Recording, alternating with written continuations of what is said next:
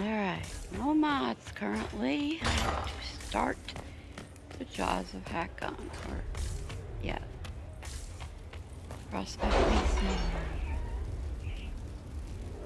No mods except for my abilities. That's what I did with the set.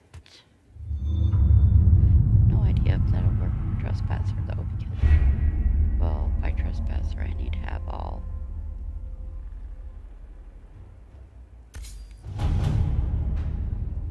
my Inquisition perks.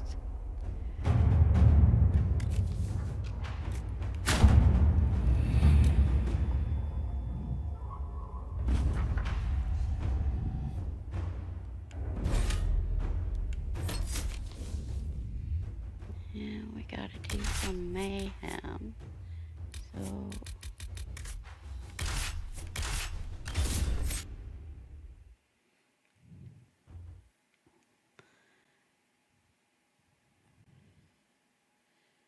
So don't die on me this time because you worked for Descent. I need to load my abilities.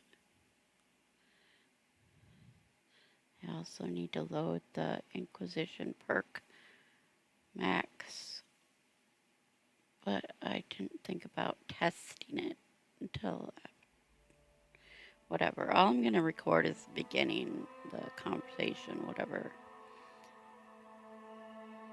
So, because otherwise I should be either going to bed or clearing up my other things.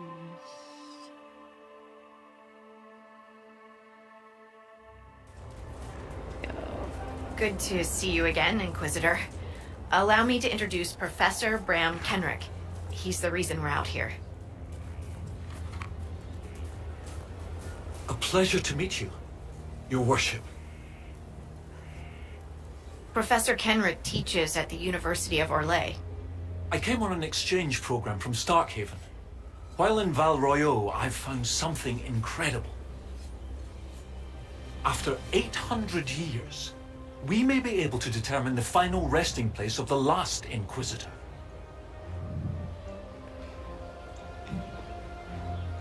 Look at my frame rate. Was at 13, 15. It's ridiculous. I need a new computer. And I can tell this. I mean, it's not moving.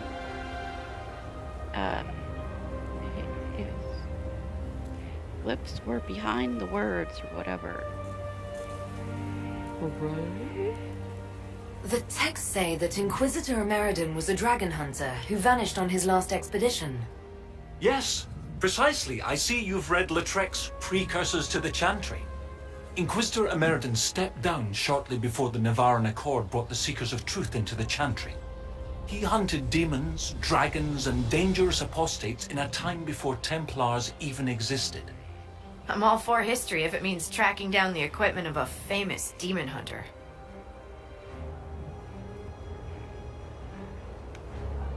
If the last Inquisitor has been missing for 800 years, it's only fitting that today's Inquisition help find him. Your scouts have gathered artifacts from the area. They may help us discover what Inquisitor Emeridon was doing. I have news as well. We've encountered hostile Avar to the north. They call themselves the Jaws of Hakkon. There's also an Avar hold to the east.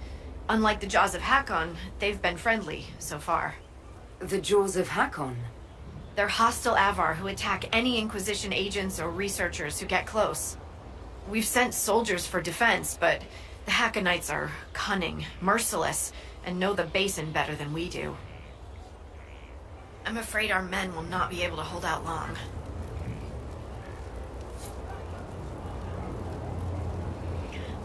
Well, Sarah still has all her lovely colors. Yes.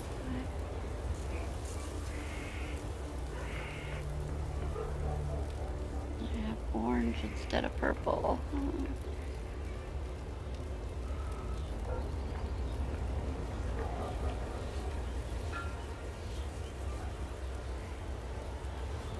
I thought we could catch up.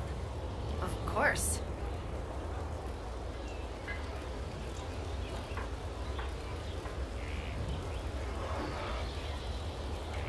They say you grew up in a village. Where did you learn how to fight? Draw a bow? All that? Here and there. You pick things up as a little dwarf girl in a village filled with piggish Ferelden boys. I'm no artist with a blade. I just know what hurts and what takes them down quick. Bruised a shin or two in my day, and a few, you know, other things. And archery? Oh, there was a traveling hunter who set me up with my first bow and taught me the basics. After that, I practiced on my own. On squirrels, mostly. Oh, and Heinrich from next door, but only with padded arrows.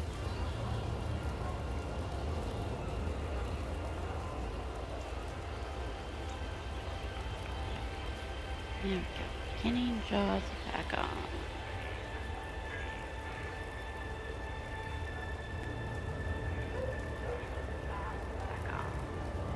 Yeah, okay, my mic is working and it's playing.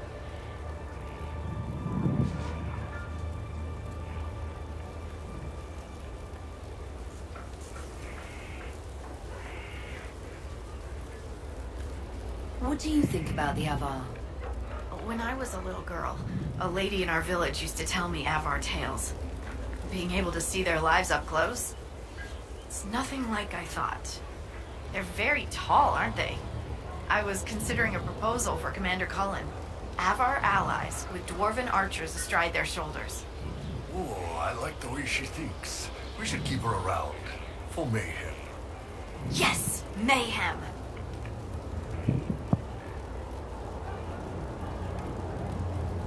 All right, get it out of your system.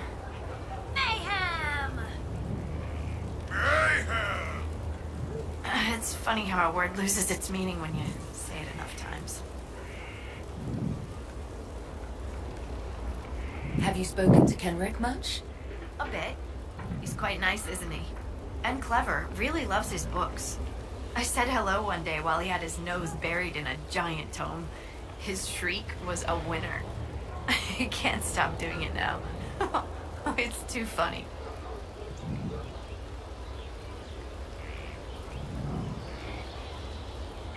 How do you like the Frostback Basin? It's lovely, isn't it? At least until you step in a pile of bogfish or poo. The stuff's vile. It makes great fuel for starting fires, though, if you can tolerate the smell. I might suggest that to the commander. It could be great for sieges.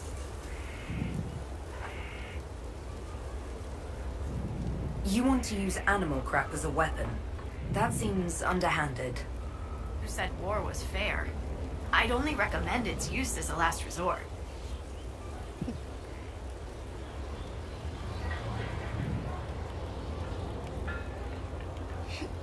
I hear you have family in Ferelden.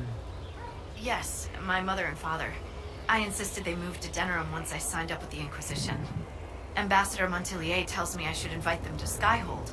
She thinks they'd be proud of me. But after Haven, I just can't, you know? It's not that I don't trust you or our soldiers. It's just... I just want them to be safe. And if that means they don't get to see things firsthand, that's okay. My mother likes writing letters anyway. What are your thoughts about our progress against Corypheus? We're getting close. It feels like we're on the right track, doesn't it? Everyone working together against our common goal. It feels good. We'll continue this another time. See you soon, Inquisitor. So I suppose I should have to talk to the other guy too, just to make sure.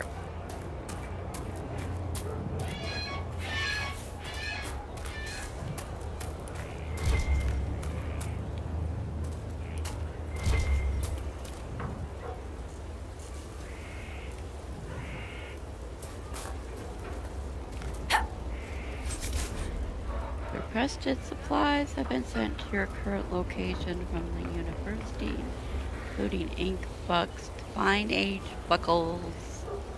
Also, I fed that fish.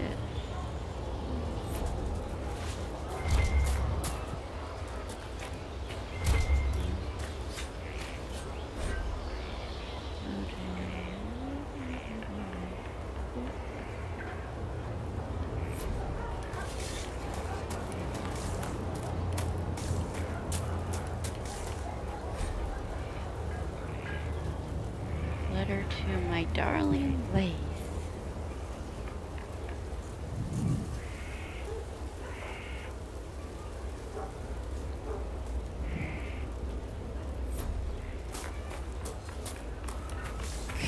Okay. Oh.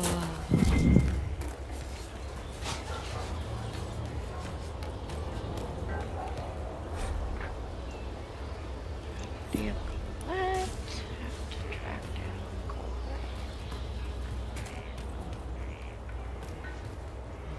Why does he have all these scared things sitting around in here? Oh, and here's the so-called one that people are saying is Venerel. Who he is guarding it right, standing right in front of it. Is that the one that's Venerel? Maybe not. It's a little different.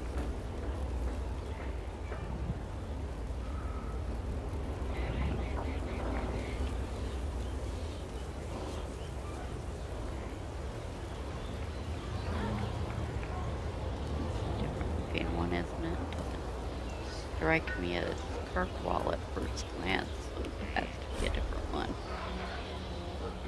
What is known about Inquisitor Ameridan would barely fill a page. He was a friend of the Emperor Draken. Friend of Emperor Draken? He was Inquisitor when the Seekers of Truth folded themselves into the Chantry as part of the Navaran Accord.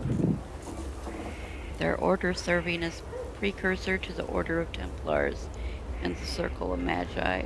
Shortly after the Accord was signed, between 122 and 124 Divine, Ameridan left his position and departed, never to be seen again.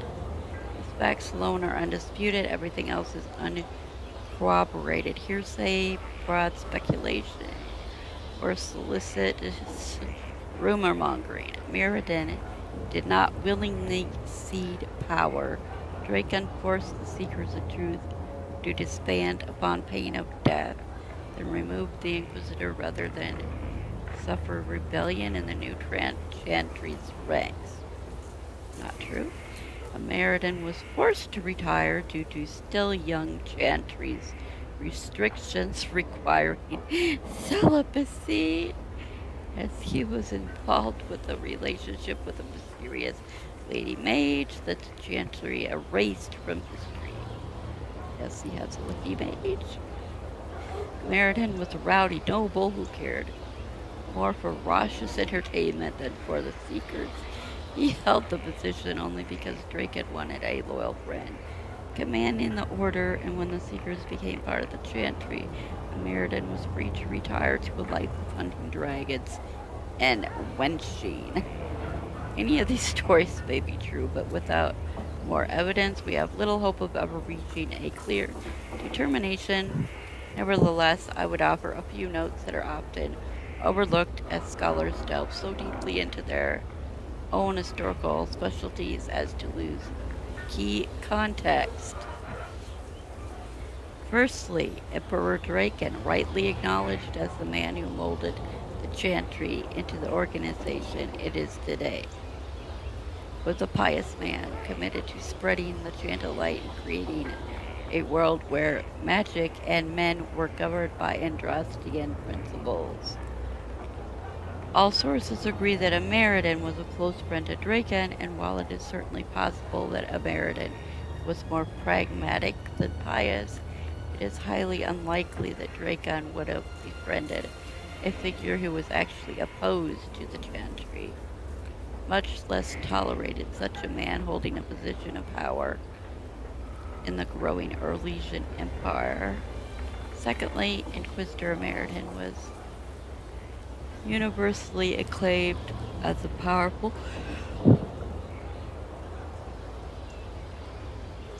combatant, regardless of his supposed faith or lack thereof. Rumor mongers suggesting Ameridan was exiled asks us to believe that Emperor Draken could see no use for a powerful warrior with years of combat command experience, given that the second flight had been a fact of World Legion life for more than 15 years at the time of Ameridan's disappearance, with darkspawn pouring from the Anderfelds into northern Orlais in growing numbers. It is frankly absurd to suggest Dracon could casually dispose of such a military asset. Without further evidence, we may never know more about Ameridan's departure.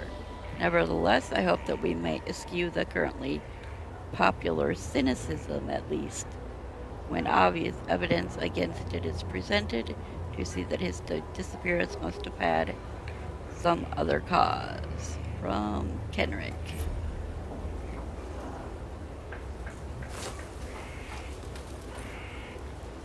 The veil is wobbly here.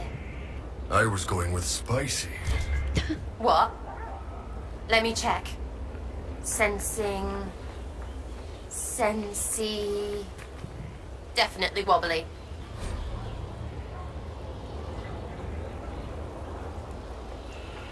Questions of accuracy. I read this one the other one I realized I didn't read.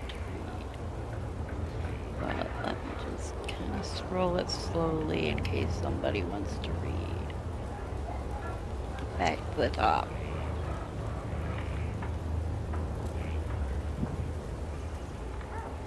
That moved against them were halted by the light from her most assured hands. It was then she took her own counsel in ways best not set forth here and led the party away. Did Meredith's eyes seek hers among those assembled as he relayed the events which led them there? If she stood among us, I did not know her.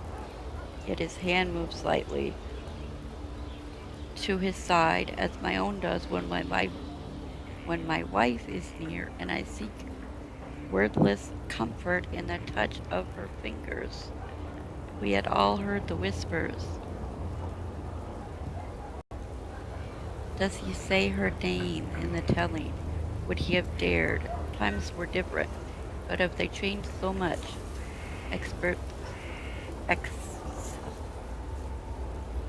148 Divine, a letter follows. Kenrick.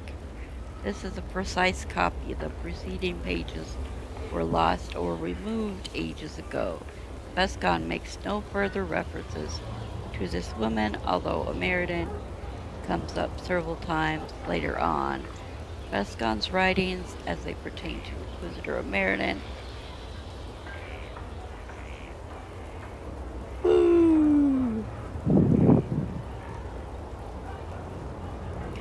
are not entirely unknown, although they're unlikely to find them among Chantry records. Their validity is largely dismissed. Some have questioned whether the so-called Light and Council reference magic or holy insight. And of course, Bisson wrote down his impressions many years after the fact. The author's own wife brought accuracy into question when she admitted her husband was recalling his youth in the Orlesian capital through nostalgia and age-distorted memory. I believe her admission is part of visual Chantry record. Oh, Huh?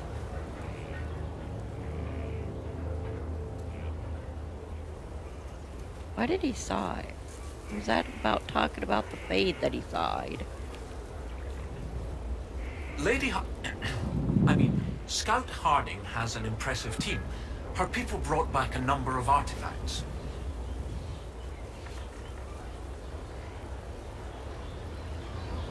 If you need something tracked, Scout Harding is your woman. If only it were that easy. After 800 years, we can't just look for tracks. Barring enchantment, cloth and leather will have long since rotted away.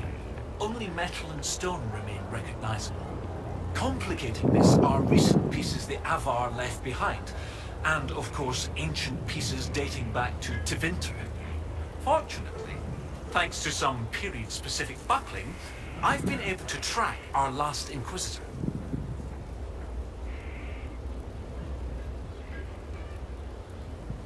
You lost me at buckling. You'd think that a buckle was a buckle, but ever since people started belting on weapons, they've been adding bits. One piece here has a dragon engraving. With the alloys of the metals used, it's clearly Tevinter. While this one uses a clasp that wasn't invented until the dawn of the Elysian Empire. And when it comes to historical research, you might say we have to buckle down.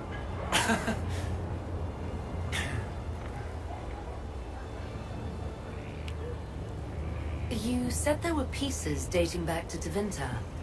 Yes, while it's rare to see Tevinter ruins so far south, the Imperium once had an outpost of some sort here. They might have built it as a ritual site. I'm not sure what military value it could have. In any event, it's muddled up the research slightly, but I've accounted for it. What do you have, Professor? Everything so far points to the shore not far to the south. There was some sort of battle near the shoreline. They were in a hurry. The scouts reported an island near an Avar fishing camp, but the Avar won't say much about it.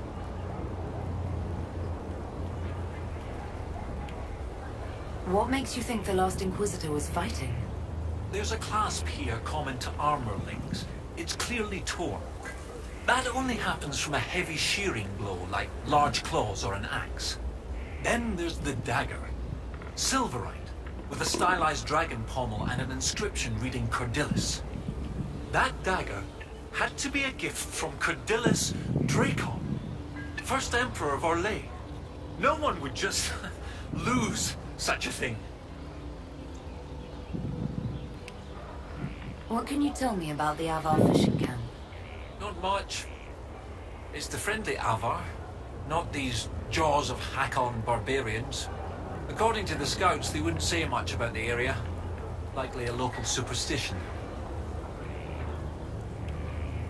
I'll find a way to that island and see if there's anything useful there. Excellent.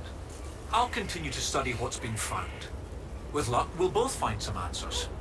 Also, one of my research assistants, Colette, was investigating an old structure to the north. I'm not certain it's related to our investigation, but it couldn't hurt to check with her. Okay. That is all I'm going to record right now. Just because I'm... Well, for one thing, my voice is sounding quite bad.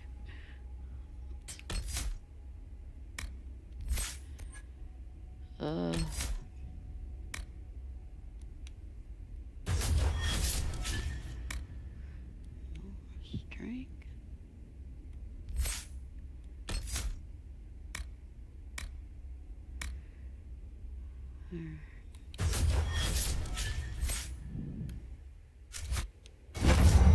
Oh, yeah, anyway.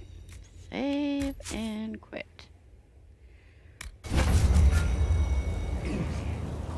Thank you for joining me on this short little trek into the Frostback Basin, Jaws of Hakkon DLC.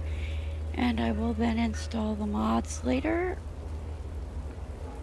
See if I can make it work with all the mods. Probably not, but we'll see. Thank you, and goodbye.